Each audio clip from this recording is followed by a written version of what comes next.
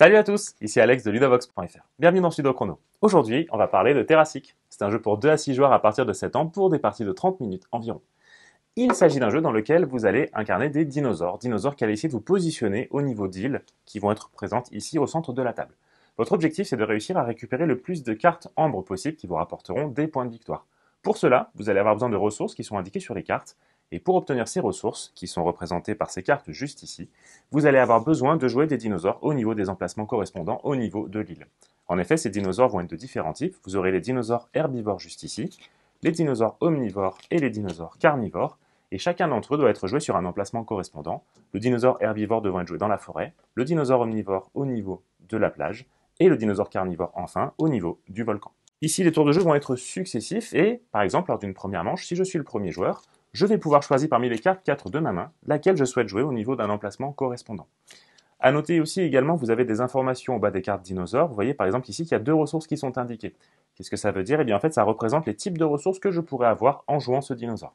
Par exemple ici, si jamais je choisis de jouer cet herbivore sur l'un des emplacements disponibles en sachant que les îles sont communes à tous les joueurs, par exemple je vais choisir de me placer ici, eh bien je vais immédiatement pouvoir récupérer une carte ressource correspondante.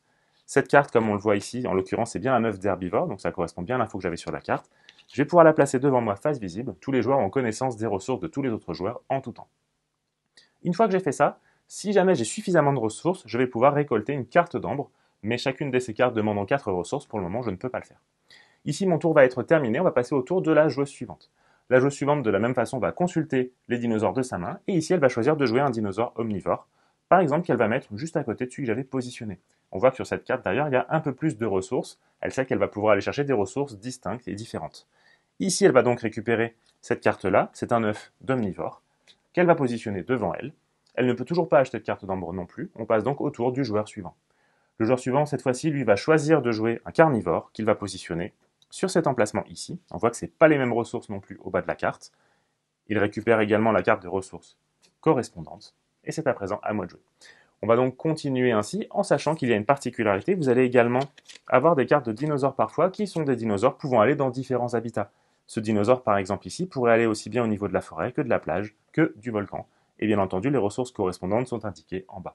Je peux donc choisir de le jouer où je veux et par exemple, je pourrais choisir de le mettre à nouveau au niveau d'une forêt et récupérer la carte ressources en sachant que parfois ces cartes pourront également avoir 2 ressources. Ici par exemple, un œuf d'herbivore mais également une fougère. Petit à petit, les îles vont être de plus en plus occupées et il se pourrait qu'à un moment, si je dois jouer, je n'ai plus les emplacements disponibles pour pouvoir jouer mes dinosaures.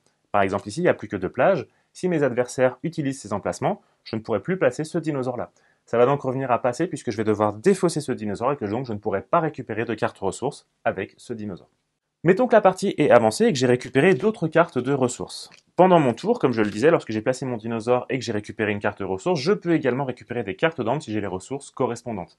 Par exemple ici, je consulte les cartes qui sont disponibles. Je vois que cette carte ici me demande d'avoir un œuf de carnivore, un œuf d'omnivore, mais également 2 fougères. Et ça tombe bien puisque c'est des ressources que j'ai à ma disposition. En plus de ça, on voit qu'ici, ça me ferait dépenser 2 œufs d'herbivore pour rien. C'est peut-être pas forcément le meilleur des choix, toujours est-il que c'est celui que je vais faire. Je vais donc défausser ces cartes ressources qui sont ici, récupérer cette carte devant moi, qui va me rapporter 6 points de victoire à la fin de la partie. On renouvelle ici la rivière de cartes d'ambre, et si jamais j'ai encore des ressources suffisantes, je peux très bien racheter une nouvelle carte d'ambre si jamais je le souhaite. Le tour de jeu va donc continuer ainsi jusqu'à ce que tous les dinosaures aient été joués ou défaussés. On n'aura donc plus de cartes en main. Et dans ce cas-ci, qu'est-ce qu'on va faire? Et bien pour commencer une nouvelle manche, on va défausser les îles et les dinosaures qui ont été joués. On va renouveler de nouvelles îles. On va également repiocher 4 cartes dinosaures en main chacun. On va changer également de premier joueur. Et on va continuer ainsi une nouvelle manche, en sachant que le jeu terminera lorsqu'un joueur aura réussi à récupérer 5 cartes d'ambre devant lui, auquel cas on termine le tour en cours, et c'est la personne qui a le plus de points d'ambre qui remportera la partie. Il est à noter que le jeu vous proposera de nombreuses variantes qui permettront de varier vos expériences de jeu et ainsi varier la difficulté, mais également des extensions ou modules qui vous permettront de moduler les règles de votre partie. Par exemple, vous aurez la possibilité de jouer avec des cartes événements qui seront tirées au début de chaque manche, événements qui imposeront ou feront bénéficier des conditions à tous les joueurs. Par exemple ici, devoir perdre un œuf de notre choix. Vous allez également retrouver des dinosaures particuliers qui vont être des dinosaures albinos ou des dinosaures mélaniques. Les premiers vous permettront, lorsque vous les jouez sur le bon environnement, de piocher 2 cartes ressources au lieu d'une et de choisir celle que vous voulez conserver.